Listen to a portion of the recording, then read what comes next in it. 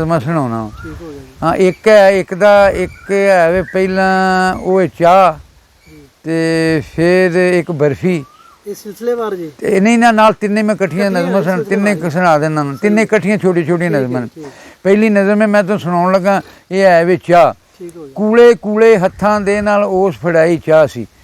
कूले कूले हत्थां दे नाल ओस फड़ाई चाह सी वेख के ओदियां सोहणियां ਉਂਗਲਾਂ रुकिया मेरा साह सी ਚਾਹ ਦੇ ਕੱਪ ਵਿੱਚ ਰੂਪ ਕੁਆਰੇ ਦੀ ਇੰਜ ਘੁਲ ਗਈ ਲਾਲੀ ਅੱਖਾਂ ਅੱਗੇ ਆਉਣ ਲੱਗ ਪਈ ਇੱਕ ਤਸਵੀਰ ਖਿਆਲੀ ਉਸ ਖਿਆਲੀ ਮੂਰਤ ਵੱਲ ਮੈਂ ਦੋਵੇਂ ਹੱਥ ਵਧਾਏ ਨੈਣਾਂ ਦੇ ਨਾਲ ਨੈਣ ਮਿਲਾਏ ਕਈ ਹਲਾਰੇ ਆਏ ਉਹ ਮੇਰਾ ਮੈਂ ਉਹਦਾ ਹੋਇਆ ਦੂਰ ਹੋਈ ਸਭ ਦੂਰੀ ਇੱਕ ਪਲ ਦੇ ਵਿੱਚ ਮੇਰੇ ਦਿਲ ਦੀ ਸੱਦਰ ਹੋ ਗਈ ਪੂਰੀ ਕੀ ਹੋਇਆ ਕੀ ਬਣਿਆ ਅਨਵਰ ਜਾਣੇ ਜਗ ਦਾ ਵਾਲੀ ਕਿਹੜੇ ਵੇਲੇ ਚਾਹ ਮੈਂ ਪੀਤੀ ਕਿੰਜ ਹੋਇਆ ਕਬ ਖਾਲੀ ਤੇ ਦੂਜੀ ਨਜ਼ਮ ਛੋਟੀ ਜੀ ਇਹਦਾ ਨਾਮ ਹੈ ਬਰਫੀ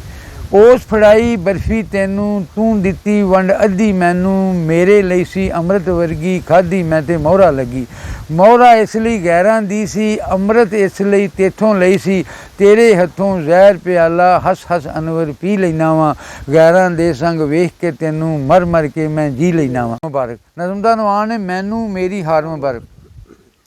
ਤੇਰਾ ਸਾਰਾ ਬੋਲ ਬੁਲਾਰਾ ਮੇਰੇ ਲਈ ਸੀ